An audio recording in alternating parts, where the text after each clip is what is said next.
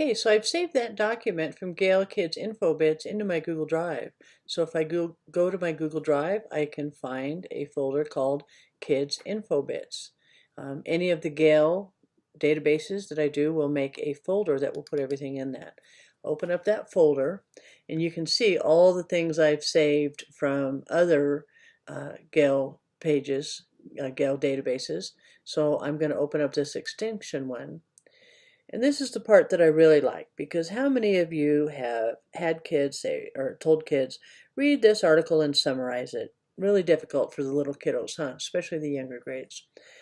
When you put this in Google Docs, and notice we didn't do any copying and pasting, they have the document along with, down here at the bottom is the citation.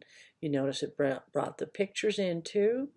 But I had a teacher show me this once, and I really liked it, and I've used it ever since. What you can do is come in here and have the kids use some of the tools and to highlight things. So you could say, well, some species are extinct. Why are they extinct? So you can come up here and you can use some of these tools to highlight things.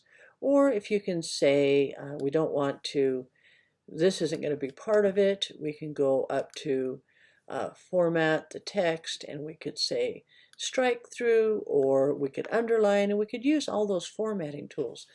A lot of times what happens, those kids, they come up across something and they don't know what the word is.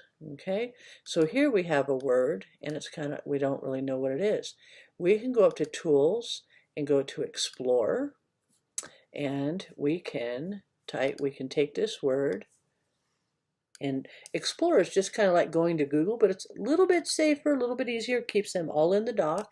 So we talk for hyper diseases, and so here's content about hyper diseases right here. So we could read some of these, and if we wanted to put it in, we could cite it as our footnote, and we could put some of the content in there. So we cite it as the footnote. So now we've got that footnote right there. And hyper disease. Now, of course, you'd want to take a little bit more time to make it connect. But if you wanted to quote some things in here, you could, or you can go to the site and they can look for information. Okay, so these are really great to use. They can also look at images, and then I can just take this image and put it right in. Okay, that, of course, doesn't fit horses, but you get the idea. So these are some of the tools that they can use, and it's a better search result than going out to Google, trying to save it, trying to bring it back. So Explorer is a really great tool.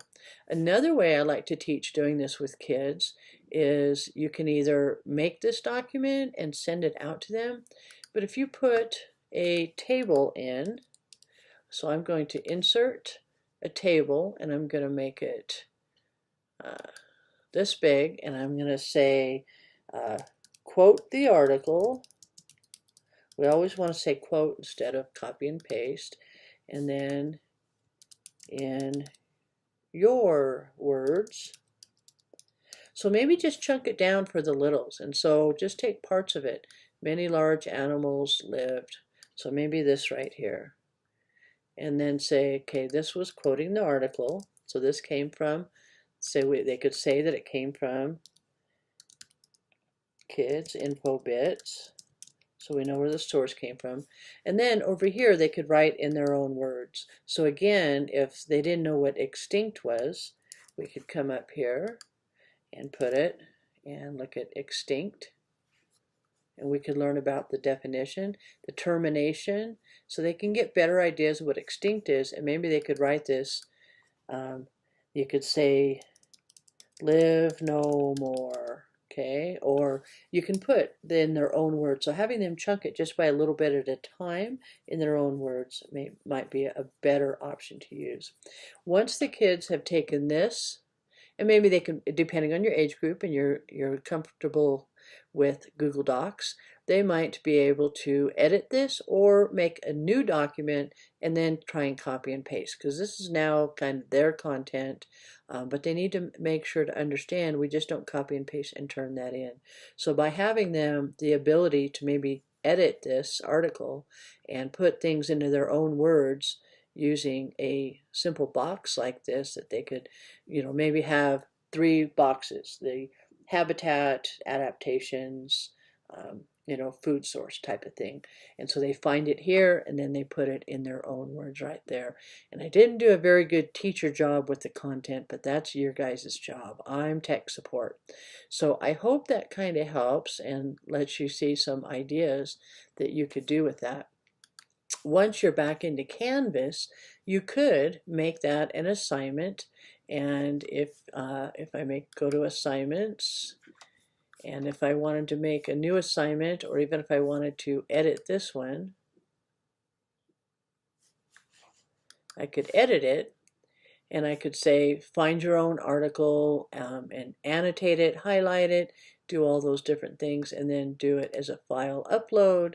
And they could do it, or if you've got Google Docs enabled, you can use the Google Docs to do it. There's a lot of different ways, but this way kind of keeps everybody in Canvas. So I hope that helps, and I hope you can find some uses for that. I'd love to see some examples if you have it. And again, this is just kind of an extra.